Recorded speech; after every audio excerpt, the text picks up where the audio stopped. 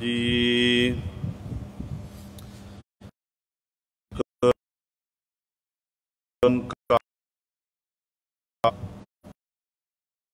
सतनाम करता पुरख निर्भव निर्वैर अकाल मूरत अजूनी सैभं गुर प्रसाद। दंडौत बंदन अनक बार। सर्व कला समरथ डोलन ते राखो प्रभु। नानक दे कर हाथ मेहरबान साहिब मेहरबान। साहिब मेरा मेहरबान। जी सगल को दे दान। तू काहे डोलह प्राणियां तुद राखेगा सिरजनहार। जिन पैदायस तू किया सोई दे आधार। जिन उपाई मेदनी सोई करदा सार। घट घट मालक दिलां का सच्चा परबदगार। कुदरत की मना जानिए वड्डा बेपरवाह हो। कर बंदे तू बंदगी जिचर घट महसा हो। तू समरथ अगत अगोचर जियो पिंड तेरी रास। रहम तेरी सुख पाया सदा नानक की अरदास। भई परापत मानुख देहोरिया गोबिंद मिलन की एह तेरी बरिया। अबर काज तेरा कितै न काम मिल साध संगत पाज केवल नाम।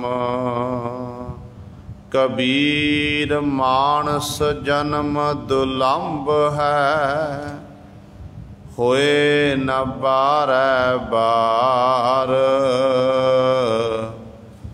ज्यों बन फल पाके भोए गिरह बोहर न लागह डार। तू चो सज्जन मैंडिया डेई सिस उतार। नैन महिंजे तरस दे कद पसी दीदार। हम अवगण भरे एक गुण नाही अमृत छाड़ बिखै बिख। माया मोह परम पै भूले सुत दारा स्यों प्रीत। इकोतम पंथ सुनियो गुर संगत तेह मिलंत जम त्रास मिटाई। इक अरदास पाठ कीरत की गुरु रामदास राखो सरनाई। इक अरदास पाठ कीरत की गुरु रामदास राखो सरनाई। माल गुर सेविया अहनिस सहज सुभाए दर्शन परसया गुरु का जन्म मरण दुख हो सिफत खजामंदी नूर अरसो कुरसो झटिया तुद डिठे सचे पातशाह मल जन्म जन्म दी कटिया सजन सचा पातशाह सिर साहंद जिस पास बैठिया सोहिया अपना दावे सतनाम श्री वाहिगुरु साहिब जी। महला पहला घर पहला मन हाली किरसाणी करनी सरम पानी तन खेत नाम बीज संतोख सुहागा रख गरीबी वेश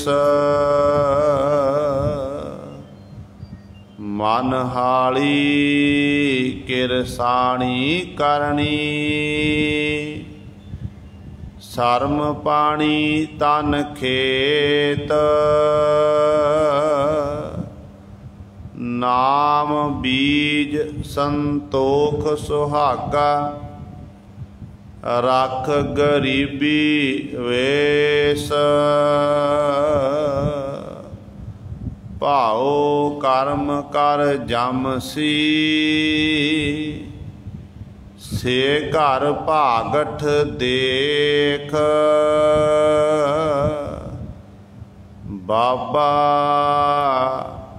माया साथ न होए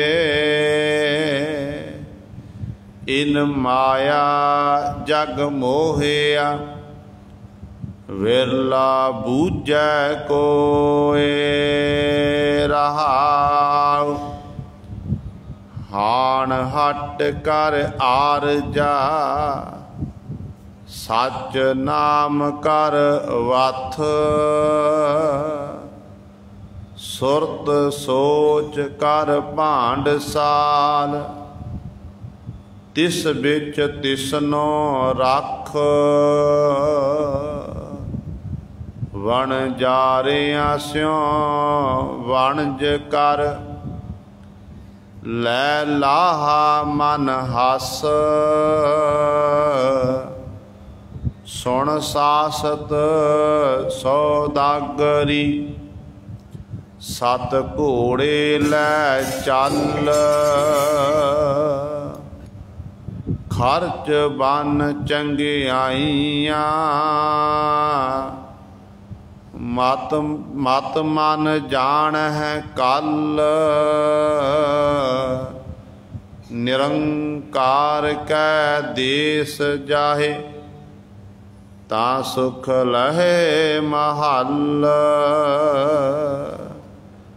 लाए चित कर चाकरी मन नाम कर काम बन बदिया कर धावनी ताको आखै धन नानक वेखै नदर कर चढ़ै चवगण वन लाए चित कर चाकरी मन नाम कर काम बन बदिया कर धावनी ताको आखै धन नानक वेखै नदर कर ਚੜ੍ਹੈ ਚਵਗਣ ਵੰਨ।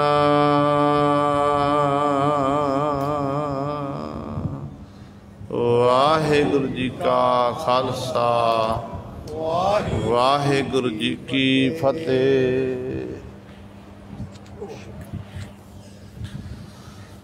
परम सन्मानयोग जुगो जुग अटल चबर छत्र तख दे मालक, तोख परलोक दे रखियक, सर्व सांझी बालता दा उपदेश देण वाले, सर्व सांझे गुरु धन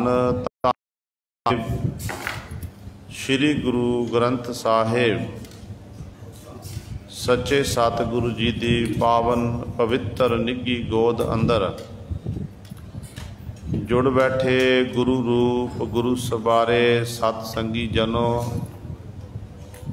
आप जी वड्डियां भागां वाले हो जो दशमेश पिता गुरु कलगीधर सतगुरु अमृत के दाते सर्वांश दानी सहबे कमाल धन धन साहिब श्री गुरु गोबिंद सिंह महाराज जी की चरण छो धरती, महान पवित्र अस्थान गुरुद्वारा मंजी साहिब आलमगीर विखे अमृत वेले तो हफ्तावारी ऐतबार के समागमां दे विच हाजरियां भर के सतसंगत करके सतगुरु जी दियां खुशियां प्राप्त कर रहे हो। अमृत वेले तो सजे दीवाना विच आप जी ने हुणे ही सत्कार जो गुरु घर दे कीर्तनियां पासों शब्द कीर्तन श्री आनंद साहब जी दियां 6 पौड़ियां श्रवण कीतियां हन। सो आओ गुरु सवारियो, समा है जो सतगुरु महाराज जी ने साडे उत्ते बख्शिश की है, जो पावन हुक्मनामा साहिब अमृत बेडे तो पातशाह ने बख्शिश किया, आप जी ने हुणे ही श्रवण किया है। पावन शब्द की आपां ने विचार करनी है। आओ अपनियां मन बिरतियां एकागर करिए, ध्यान गुरु चरनां नाल जोड़ीए ते गुरु महाराज जी दे पावन उपदेश नूं हिरदियां विच वसा के अपना जीवन सफला करिए। करो सारे अपनी रसना पवित्र, आखो जी सतनाम श्री वाहिगुरु साहिब जी। फिर आखो जी सतनाम श्री वाहिगुरु साहिब जी। सोरठ महला पहला। घर पहला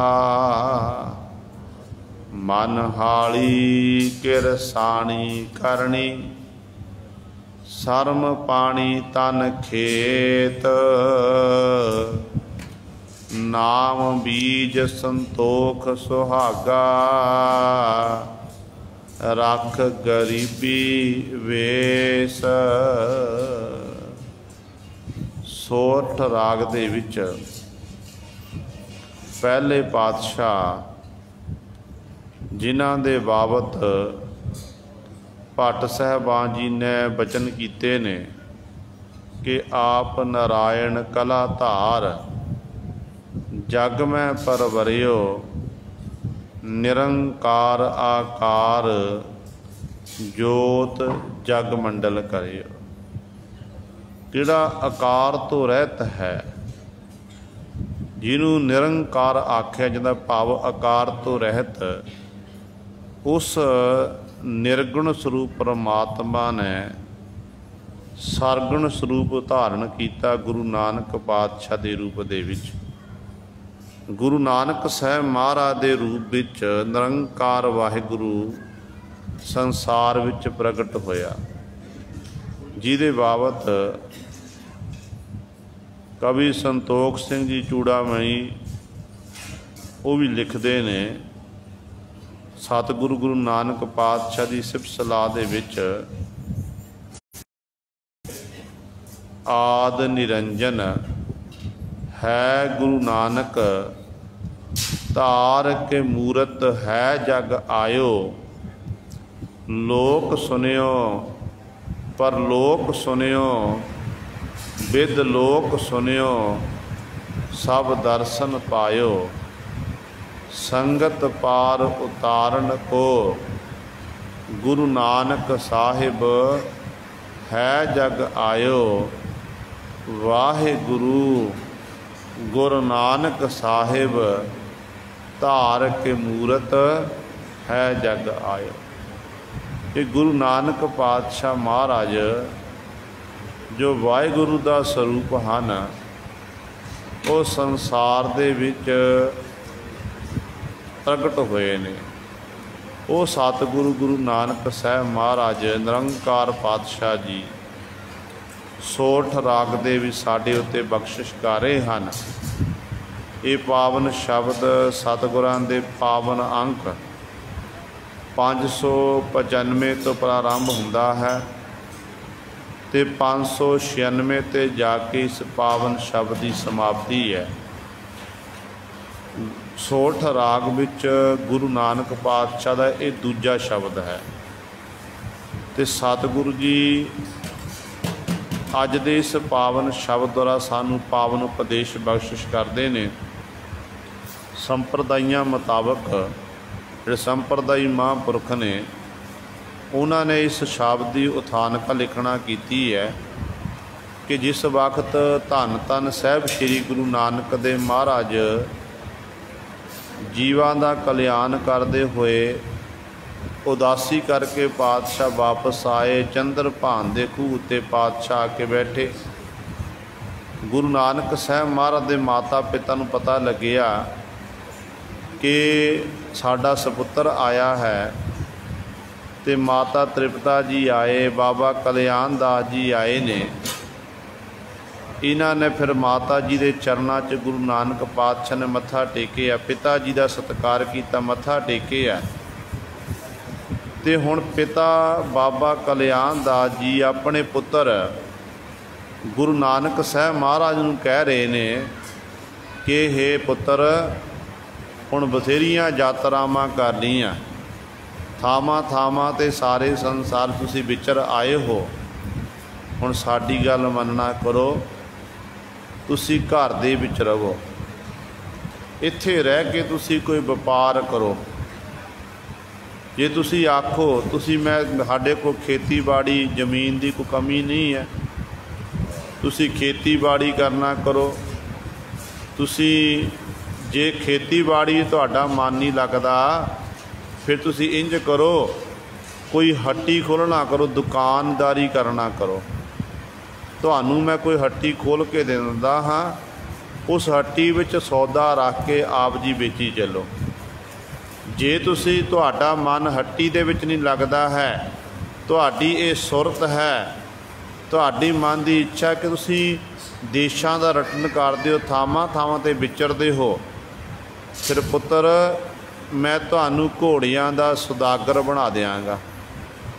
घोड़े लैना करो ते देशां विदेशां विच जावो, घोड़ियां दा व्यापार करो, घोड़े बेचो, नाले तुहाडी यात्रा हो जाएगी ते नाले तुहानूं बड़ा मुनाफा, नाले मुनाफा होवेगा, 10 नूहां दी किरत भी होवेगी। फिर गुरु नानक पातशाह महाराज ने गुरु साहब ज्यों ज्यों फिर कहन लगे जे इंज नहीं मन करता फिर चलो राय बुलार ना साडी बनती है, आपां राय बुलार जी नाल गल करना, होर किसी अहुदेदार नाल राजे महाराजे नाल गलबात करते हैं, तुहानूं चंगी चाकरी उत्ते ला दईए, तुसीं चाकरी करना करो। इस करके इन्हां दी लोड़ है, मनुख नूं जरूरी है। गुरु नानक साहब महाराज सुनते गए, ज्यों ज्यों बाबा कल्याण दास जी पुछते ने ते सतगुरु गुरु नानक पातशाह चुप करके कल्याण दास जी बोल के हट गए। फिर गुरु नानक साहब महाराज ने यह शब्द उच्चारण किया, जिहदे बाबत रंभता विच सतगुरु पातशाह ने बचन कीते ने। रहाऊ वाली पंक्ति पातशाह कहते ने, बाबा माया साथ न होए, इन माया जग मोहिया, विरला बूझै कोय। बाबा हे भाई, बाबा सत्कार जो अपने पिता जी ਲਈ शब्द ਵਰਤਣਾ ਕੀਤਾ। बाबा हे भाई माया साथ ना, जिस माया ਦੇ ਲਈ ਤੁਸੀਂ ਸਾਨੂੰ ਕਹਿ ਰਹੇ ਇਹ ਕਿਰਤ ਕਰਨਾ, ਆਹ ਕਰਨਾ ਕਰੋ, ਕਹਿੰਦੇ ਇਹ ਮਾਇਆ ਜੀਵ ਦੇ ਨਾਲ ਨਹੀਂ ਨਿਭਣ ਵਾਲੀ, ਇਹ ਹਰ ਸਮੇਂ ਸਾਥ ਛੱਡ ਦਿੰਦੀ ਹੈ। ਇਸ ਮਾਇਆ ਨੇ ਸਾਰੇ ਜਗਤ ਨੂੰ ਮੋਹਿਆ ਹੋਇਆ ਹੈ, ਪਰ ਇਸ ਗੋਹਜ ਭੇਦ ਨੂੰ ਕੋਈ ਬਿਰਲਾ ਮਨੁੱਖ ਹੀ ਜਾਣਦਾ ਹੈ, ਸਾਰੇ ਨਹੀਂ ਜਾਣ ਸਕਦੇ ਹਨ। ਜੇਕਰ ਤੁਸੀਂ ਚਾਹੁੰਦੇ ਹੋ, ਕਿਉਂਕਿ ਮਨੁੱਖ ਹਰ ਸਮੇਂ ਹਾਏ ਮਾਇਆ ਕਰਦਾ ਫਿਰਦਾ ਹੈ, ਅਤੇ ਸਤਿਗੁਰੂ ਕਹਿੰਦੇ ਅੰਤ ਵੇਲੇ ਤਾਂ ਇਹ ਮਾਇਆ ਸਾਥ ਛੱਡ ਦਿੰਦੀ ਹੈ, ਜਿਉਂਦਿਆਂ ਜੀ ਸਾਥ ਛੱਡਦੀ ਹੈ। ਕਈਆਂ ਦੇ ਕਾਰੋਬਾਰ 'ਚ ਘਾਟਾ ਪੈ ਜਾਂਦਾ, ਉਹ ਲੱਖਾਂ ਕਰੋੜਾਂ ਤੋਂ ਕੰਗਾਲ ਬਣ ਜਾਂਦੇ ਨੇ। ਜੇ ਮਾਇਆ ਕੋਲ ਹੈ ਵੀ ਹੈ ਅਤੇ ਗੁਰੂ ਦਾ ਸਰੀਰ ਇਜਾਜ਼ਤ ਨਹੀਂ ਦਿੰਦਾ, ਸਰੀਰ ਇਜਾਜ਼ਤ ਨਾ ਦੇਣ ਕਰਕੇ ਫਿਰ ਉਸ ਮਾਇਆ ਨੂੰ ਪਰਿਵਾਰ ਦੇ ਹਿੱਸਿਆਂ ਵਿੱਚ ਵੰਡਿਆ ਜਾਂਦਾ ਹੈ। ਜਿਉਂਦਿਆਂ ਜੀ ਮਾਇਆ ਸਾਥ ਛੱਡ ਜਾਂਦੀ ਹੈ, ਅਤੇ ਮਰਨ ਤੋਂ ਬਾਅਦ ਇਹ ਮਾਇਆ ਗੁਰੂ ਸਰ ਕਿੱਥੇ ਨਾਲ ਨਿਭਣ ਵਾਲੀ ਹੈ। ਅਤੇ ਸਤਿਗੁਰੂ ਕਹਿੰਦੇ ਇਹ ਮਾਇਆ ਸਾਥ ਨਾ ਹੋਏ, ਇਹ ਮਾਇਆ ਨਾਲ ਨਿਭਣ ਵਾਲੀ ਨਹੀਂ ਹੈ। ਪਰ ਇਸ ਗੱਲ ਨੂੰ ਗੋਹਜ ਭੇਦ ਨੂੰ ਉਹੀ ਜੀਵ ਜਾ ਸਕਦਾ ਹੈ ਜਿਹਨੇ ਕਹਿੰਦੇ ਨੇ ਜਿਹੜਾ ਕੋਈ ਬਿਰਲਾ ਹੀ ਹੈ, ਇੱਕ ਅੱਧਾ ਹੀ ਹੈ ਜਿਹਨੂੰ ਇਸ ਤਰ੍ਹਾਂ ਜਾਣ ਸਕਿਆ, ਫਿਰ ਉਹ ਮਾਇਆ ਵਿੱਚ ਰਹਿੰਦਿਆਂ ਹੋਇਆਂ ਮਾਇਆ ਤੋਂ ਨਲੇਪ ਰਹਿੰਦੇ ਨੇ। ਅਤੇ ਸਤਿਗੁਰੂ ਜੀ ਫਿਰ ਆਰੰਭਤਾ ਵਿੱਚ ਬਚਨ ਕਰਦੇ ਨੇ, ਜਦੋਂ ਪਿਤਾ ਜੀ ਨੇ ਆਖਿਆ ਕਿ ਪੁੱਤਰ ਤੂੰ ਕਿਰਸਾਨੀ ਕਰਨਾ ਕਰ, ਖੇਤੀਬਾੜੀ ਕਰ, ਅਤੇ ਗੁਰੂ ਨਾਨਕ ਪਾਤਸ਼ਾਹ ਕਹਿੰਦੇ ਨੇ ਮਨ ਹਾਲੀ ਕਿਰਸਾਣੀ ਕਰਨੀ, ਸਰਮ ਪਾਣੀ ਤਨ ਖੇਤ, ਨਾਮ ਬੀਜ ਸੰਤੋਖ ਸੁਹਾਗਾ, ਰੱਖ ਗਰੀਬੀ ਵੇਸ।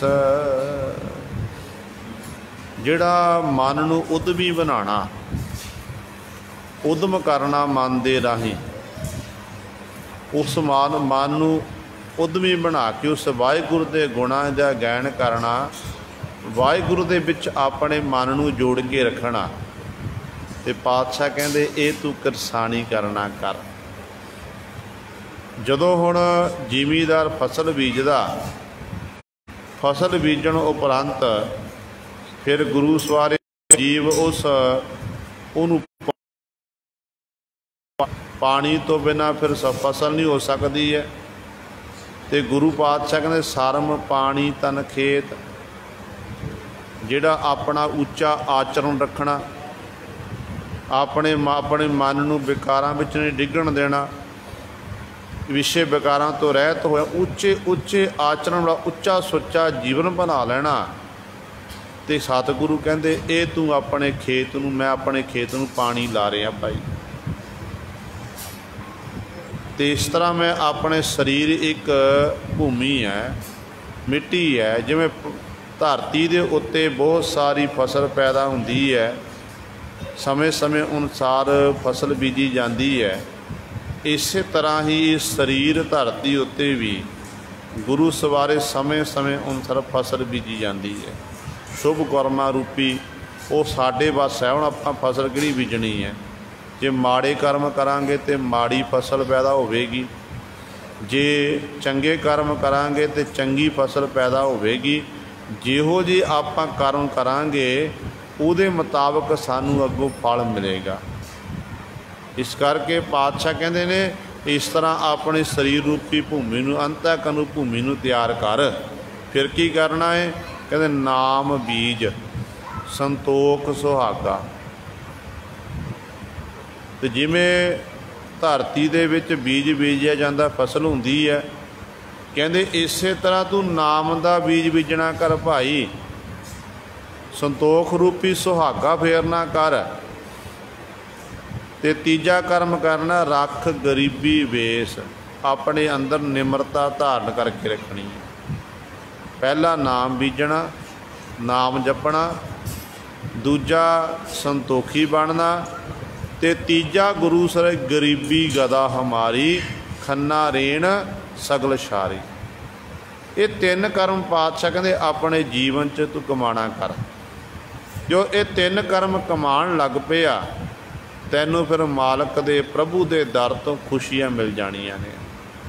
ताइयों सतगुरु सानू समझाते हैं, क्योंकि मनुखा जन्म ही एक ऐसा है नाम रूपी बीज बीण दा। जे ये समा लंघ गया, जे इस समय दे विच सानू असी उस वाहिगुरू दे गुणां दा गैण नहीं कर सके, अपने जीवन नूं सफला नहीं कर सके, फिर साडा संसार विच आया होया सफला है, व्यर्थ है गुरु सवारियो। ताइयों भगत कबीर साहबान जी सानू समझाते ने, कबीर मानस जन्म दुलंभ है, होए न बारै बार, ज्यों बन फल पाके भोए गिरह, बोह न लागै डाल। कहते जिमें दरख्त नाल फल लगदा पक के टुट के वो धरती उत्ते डिग जाता है, तो कहते जे सोचीए उस फल नूं आपां चुक के उस दरख्त नाल उस शाखा नाल जोड़ दईए, तो पातशाह कहते ये कदे हो नहीं सकता है, वो नहीं जुड़ सकता। इस तरह जे सोचीए कि अज सानू मनुखा जन्म मिलिया, इस मनुखा जन्म च आपां मौज मस्तियां मार लीए, खा लीए, पी लीए, हंडा लीए, विषे रसां विच ही लगे रहीए, तो वाहिगुरू दा शुक्र ना करिए, तो ये सोचिए कि अगले जन्म दे विच असी नाम जप लवां, बंदगी कर लवांगे, अगला जन्म पता नहीं गुरु सर किहड़ा नसीब होना है, की पता मनुख बनना कि नहीं बनना है। फिर तो पौड़ी छुटकी अहला जन्म गवाया वाली हालत हो जानी है। ये मनुखा जन्म ही साडे सफ़र नूं खत्म करने वाला है। असल जीव सफ़र कर रहे आ, कदी कूकर की जून च पैक सफ़र कर रहे आ, कदी सूर की जून च पैक सफ़र कर रहा है, कदे कां की जून च पैक सफ़र कर रहा है, कदे कीड़े मकोड़े की जून च पैक सफ़र कर रहा है, कद जंगली जानवर बन के गुरु से सफ़र कर रहा है, जूना भोग रहा तो सफ़र कर, सफ़र नहीं मुकदा। तो सफ़र नूं मुकाउण दा इक्को एक तरीका मनुखा देही, मनुखा देही दे राही जे आपां नाम जपांगे, बंदगी करांगे, उस वाहिगुरू दे गुणां दा गैण करते रवांगे, तो साडा जिहड़ा सफ़र है ना मुक सकदा, आपां मुसाफर अपनी मंजिल तक पहुँच सकता है। जिवें आपां सफ़र करते हैं, लुधियाने तो आपां दिल्ली जाना होवे, कलकत्ते जाना, आपां ट्रेन विच बैठांगे, बस विच बैठांगे, टिकट लवांगे, तो साडी मंजिल है कलकत्ता, कलकत्ते पहुँचना। तो जे आपां रास्ते विच रह गए, ना पहुँच सके, फिर कितना दुख होवेगा। इस तरह गुरु सवारियो परमात्मा ने मनुखा दी ही बख्शिश कर दी, तो आख्या कि जीव तेरा ये सफ़र है, ये सफ़र खत्म करन दा तैनू मौका मिलिया है, तू अपनी मंजिल तक पहुँच सकदा है, पर तैनू काम करना पवेगा, तैनू उस रब की इबादत करनी पवे, गुरु गुरु जपना पवेगा, चंगे कर्म करने पैणगे। ज्यों ज्यों तू चंगे कर्म करदा जावेगा, तो एक दिन फिर तेरा जिहड़ा ये सफ़र तेरा जिहड़ा सफल हो जाना है, तो अपनी मंजिल मकसूद तक पहुँच जावेगा। इस करके सब तो पहला मनुखा देही जिहड़ी है ये नाम रूपी बीज बीजण दे लई है। ताइयों सतगुरु जी समझाते ने, कहते अब कलू आयो रे, एक नाम बोवो बोवो, अनरुत नाही नाही, मत भरम भूले भूले। कहते होर रुत नहीं है, होर समा नहीं है, ये कलयुग का समा मनुखा देहियां प्राप्त होईयां ने। इस देही दे विच भाई तू उस मालक दे गुणां दा गैण कर। इस तरह ही रोजाना आपां सतगुर दे बचन पढ़ते हैं। साडी सोदर दी बाणी विच पंजवें गुर दे महाराज बचन करते ने कि भई प्राप्त मानुख देहुरीआ, गोबिंद मिलन की एह तेरी बरीआ। ये बारी है तेरी गोबिंद ने मिलन दी। मनुख कहता मेरे को समा ही नहीं है, मैं किहड़े समय नाम जपां। ते पातशाह कहते ने अबर काज तेरा कितै न काम, मिल साध संगत भाज केवल नाम। कहते होर तू काम कर, पर गल याद रखी तेरा असली काम तेरे आउण वाला है, वो काम है परमात्मा दा नाम सत संगत करनी। जिवें आप संगतां गुरु की हजूरी विच बैठियां होईयां ने, सत संगत विच बैठ के केवल परमात्मा का नाम भजना कर, उस वाहिगुरू के गुणां का गैन कर। ये काम अपने जीवन विच तू जीव करना कर। जो जीवन विच ये काम करेगा फिर तेरे उत्ते उस मालक की वाहिगुरू की कृपा होनी है। सतगुरु पातशाह बहुत सारे प्रमाण सानू प्राप्त होंदे ने जित सिक्ख्या मिलती है। इस तरह सतगुरु सानू समझाते ने कि गुर सेवा ते भगत कमाई, तब यह मानस देही पाई। इस देही को सिमर है देव, सो देही भाज हर की सेव। भजो गोबिंद भूल मत जाहो, भजो गोबिंद भूल मत जाहो। मानस जन्म का यही लाहो। मनुखा जन्म का ये लाहा है। तो भगत कबीर साहबान जी कहते ने जे ये समा खुंझ गया फिर दोबारा हथ नहीं आना। जिमें साडे जिंदगी दे गुरु से 30 साल 40 साल 50 साल कई दे बतीत हो गए ने। जो वो 50 साल का मनुख आखे कि मैं जिंदगी के जोड़े पिछे 50 साल मेरे बतीत होए ने, मैं उन्होंने दोबारा उन्होंने वरत ना करा, की आ सकते ने? कदे नहीं आ। इस तरह जोड़ा समा गुरु सर हथों लंघ गया ना, खुंझ गया, वो दोबारा साडे हाथ विच नहीं आना। इस कर आ मनुखा जन्म है, मनुखा जन्म ही नाम रूपी बीज बीजन का समा है। ते सतगुरु कहते ने नाम बीज, कहते परमेश्वर का नाम रूपी बीज बीजना कर। जो बीज बीजा जाता फिर सुहागा फेरिया जाता। सुहागा तां फेरिया जाता ताकि पंछी इत्यादक जिहड़े उस दाने नूं चुग ना लवे।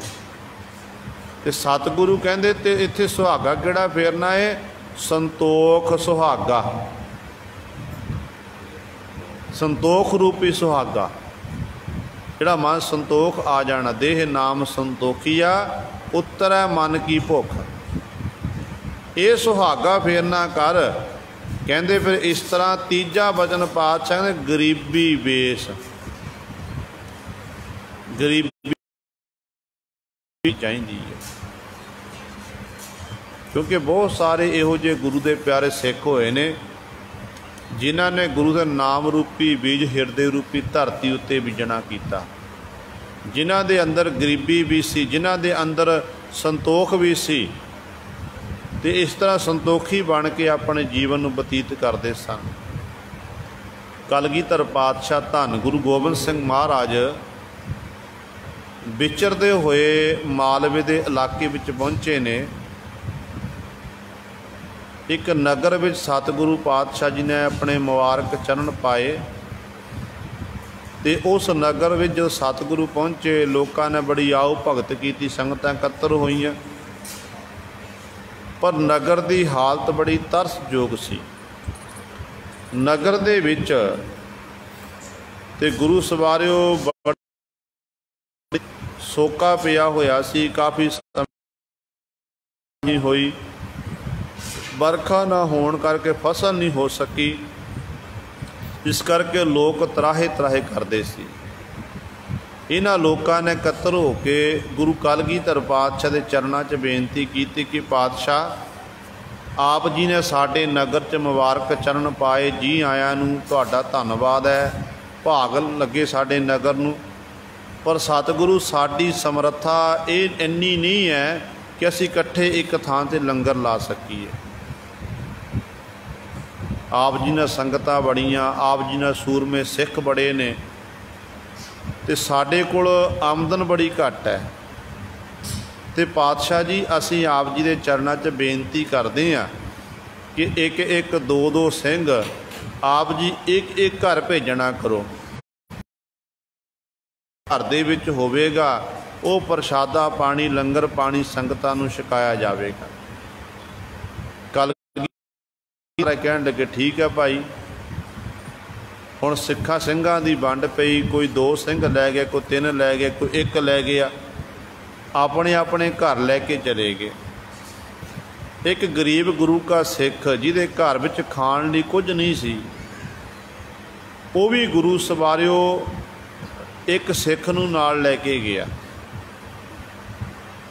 ਘਰ ਵਿੱਚ ਦੇਖਿਆ ਕੁਝ ਨਹੀਂ ਸੀ, ਜੰਡਾਂ ਦੀਆਂ ਫਲੀਆਂ ਜਿਹੜੀਆਂ ਸਨ ਉਹ ਭਿਓ ਕੇ ਰੱਖੀਆਂ ਹੋਈਆਂ ਸਨ।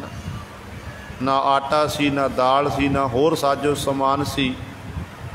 ਕਹਿੰਦੇ ਭਿਓ ਕੇ ਰੱਖੀਆਂ ਤੇ ਉਹੀ ਗੁਰੂ ਸਰ ਜਿਹੜੇ ਜੰਡ ਦੀ ਫਲੀਆਂ ਸਨ ਉਹ ਸਿੱਖ ਨੂੰ ਛਕਾਣਾ ਕੀਤੀਆਂ।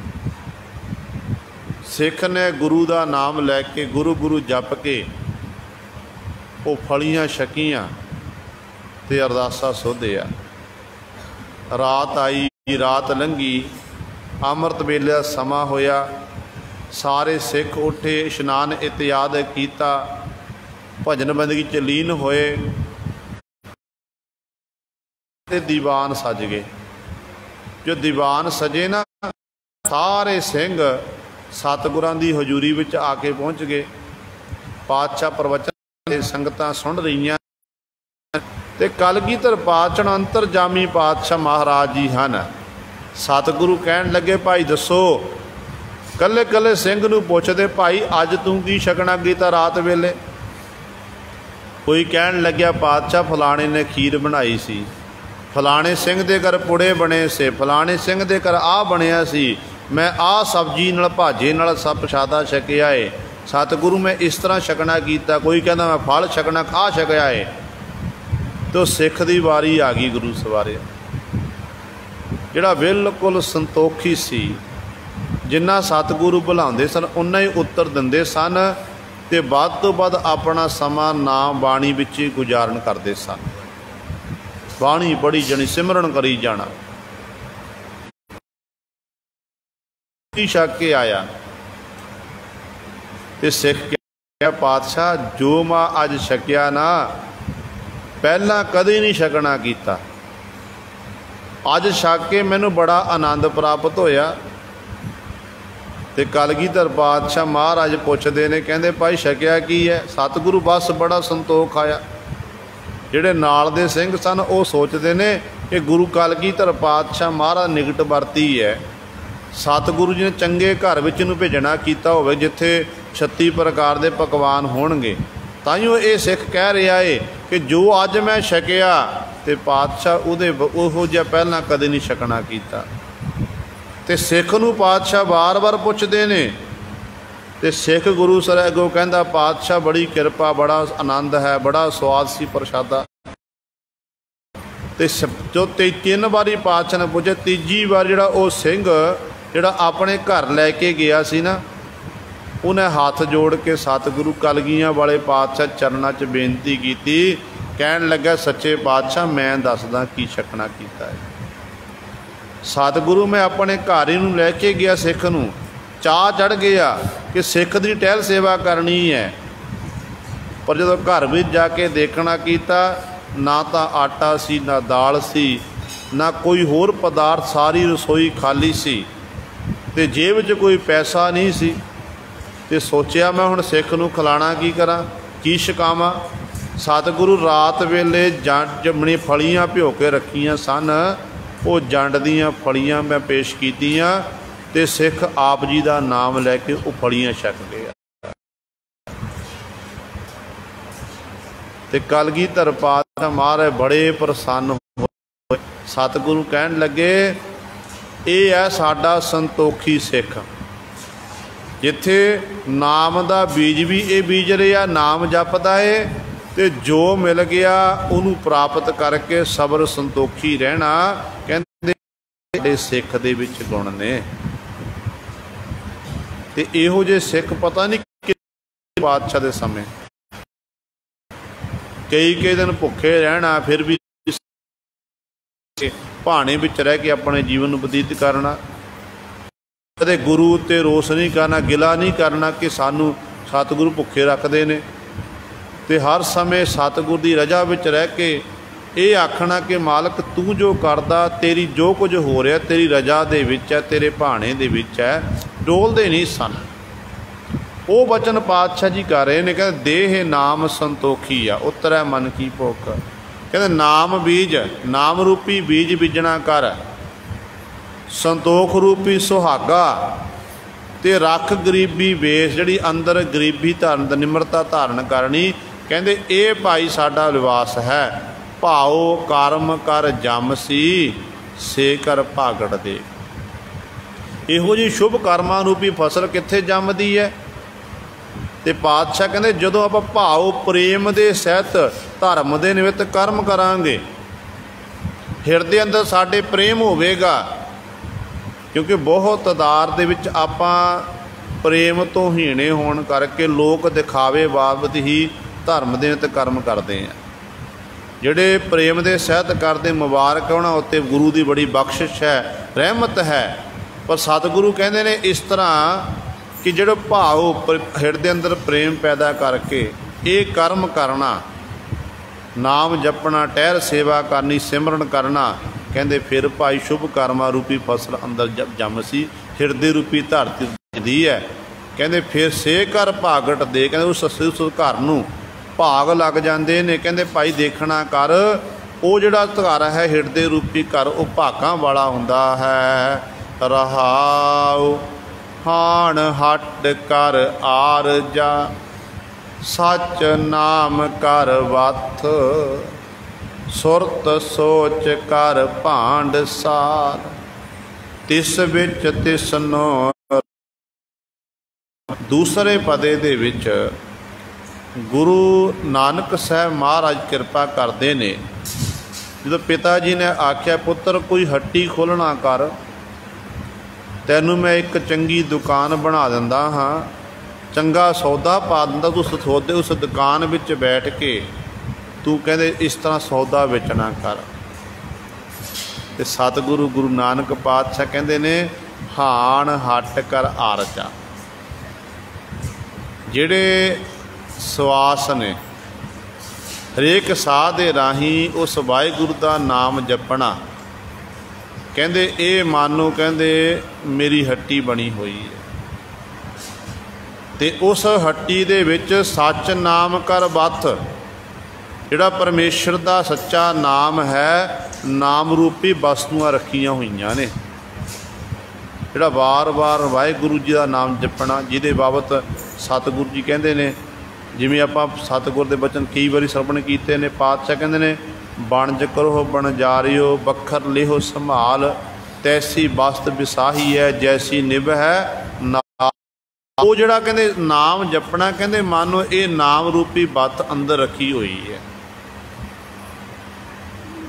फिर सतगुरु कहते नाम जपण दे लई भी सुरती केंद्रित होनी चाहिए है, कि किसी वस्तु नूं पाउण दे लई भांडा चाहिदा है। कहते जिहड़ी उस वाहिगुरू दे विच अपनी सुरती नूं टिका के रखना, केंद्रित करना ध्यान, भांड साल ये भांडा है, तिस विच तिसनों रख। उस भांडे दे विच हिरदे रूपी भांडे विच कहते भाई परमात्मा दे नाम नूं रखना कर। बनजारिया स्यों बनज कर, लै लाहा मन हस। बनजारे कौन ने?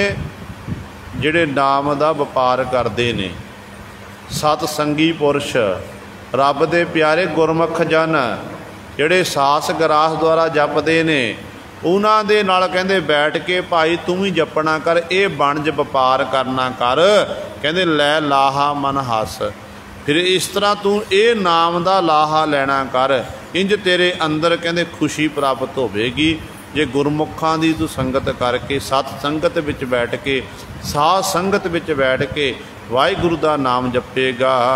सुन सासत सौदागरी, सत घोड़े लै चल, खर्च बन चंगियाइयां मत मन जान है कल।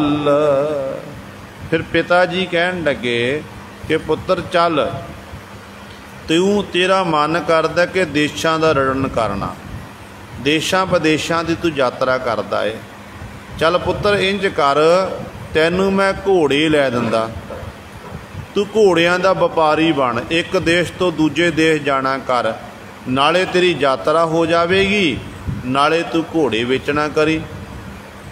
ते सतगुरु गुरु नानक पातशाह महाराज कहन लगे सुन सासत सौदागरी, 7 घोड़े लै चल। कहते पिता जी मैं नेतापति सौदागरी करदा, जिहड़े उस परमात्मा की सिफसला कन्नां दे नाल सुननी, वाहिगुरू दे गुणां दा गैन करना, वडियाई नूं सुणदे जाना, जिहड़े धार्मिक ग्रंथां दी विचार सुननी, सुन के अपने मन विच बसाणी, कहंदे ये सौदागरी कर रहा हाँ। 7 घोड़े लै चल, ते 7 रूपी जिहड़े अपने अंदर 7 रखना, ते 7 इस तरह जिहड़ा सच उत्ते पहरा देना। कहंदे मानो ये मैं 7 रूपी घोड़े नाल लेके चल रहा हाँ। खर्च बन चंगियाइयां मत मन जाना कल, अपने पल्ले विच कहंदे ये खर्च बनना चंगियाइयां, चंगे कर्म करने, चंगे कर्म करने, कहंदे ये तू कहंदे अपने पल्ले बनना कर, मता ये मन में जाना कर कि अज नहीं तो कल नूं कर लवांगे। कहंदे कल नूं पता नहीं तेरी सवेर होनी है कि नहीं होनी है, जिहड़ा समा मिलिया है ते इसे तरह उस मालक दा तू नाम जप बंदगी करना कर। निरंकार कै देश जाहे ता सुख लहे महल। कहंदे फिर इस तरह जो तू ये नाम का व्यापार करेगा, सच परतगी बनेगा, तो सतगुरु कहंदे निरंकार कै देश जाए। फिर कहंदे तू निरंकार जिहड़ा आकार तो रहत परमेश्वर वाहिगुरू है, उहदे देश तू वासी बन जा, उत्थे तक तेरी पहुँच हो जाएगी। तां सुख लहे महातन, सारे जिंदगी दे सुख मिल जाणगे तैनूं, फिर वो महल स्वरूप परमेश्वर वाहिगुरू की प्राप्ति हो जाएगी। लाए चित कर चाकरी मन नाम कर कम। पिता जी कहन लगे चलो कोई चाकरी करना करो, किसी का नौकरी चाकरी करना करो। गुरु नानक पातशाह कहन लगे मैं तो नेतापति चाकरी करदा। उस वाहिगुरू दे जिहड़े गुण गाने, परमात्मा की सिफतसला जुड़ जाना, चित्त ला के एकाग्र चित्त हो के वाहिगुरू दे गुण गाने, कहंदे ये मैं चाकरी कर रहा हाँ। मन नाम कर कम, जिहड़ा उस वाहिगुरू दे हुक्म की पालना कर लैनी, मन करके मन लैना, नाम दे विच अपने मन नूं जोड़ लैना। कहंदे ये भाई मैं काम कर रहा हाँ। बन बदिया कर धावणी ताको आखै धन। जिहड़ा अपने मन नूं विकारां वल्लों रोक लेना, बदियां इत्यादक छड्ड देनी आ, उस वाहिगुरू दे विच अपने मन नूं लीन करके रखना। कहंदे जिहड़ा इस तरह अपने आप नूं ऊचा सुच्चा आचरण रखदा है, विकारां तो निर्लेप हुंदा है। गुरु नानक पातशाह महाराज आखदे ने ताको आखै धन, फिर उस जीव नूं सारे धन आखदे ने, उस जीव नूं सारे सत्कार दिंदे हन। नानक वेखै नदर कर चढ़ै चबगण बन। नानक गुरु जी उचारण करते हैं। कहते फिर वाहिगुरू मालक उन्होंने उत्ते जिहड़े इस तरह नाम जपते चंगे कर्म करते सत संतोखी रहिंदे ने, उन्होंने उत्ते कहते वाहिगुरू आप नदर करके मेहर करके वेखदा, कृपा दृष्टि राही देखदा है। जिन्हां उत्ते वाहिगुरू कृपा दृष्टि करदा है, फिर चढ़ा चबगण बन, उन्होंने फिर चौगुना रंग चढ़ जाता है। उस मालक के नाम विच गुरु सरिओ वो रंगे रहिंदे ने, हर समय उन्होंने लाल रंग तिसको लगा सोई बड़ भागा। मैला कदे न होवे नह लागै दागा, इहो जिहा चबगण रंग चौगुना रंग उन्हां गुरमुखां नूं चढ़दा है। ये गुरु सवारिओ सतगुरु धन गुरु नानक देव महाराज ने सोठ राग दे विच साडे उत्ते बख्शिश कीती है। ਦਾਸ ਤੋਂ ਬੋਲਦਿਆਂ ਤੋਂ ਇੱਕ ਨਹੀਂ ਅਨੇਕਾਂ ਗਲਤੀਆਂ ਹੋ ਗਈਆਂ ਹੋਣਗੀਆਂ।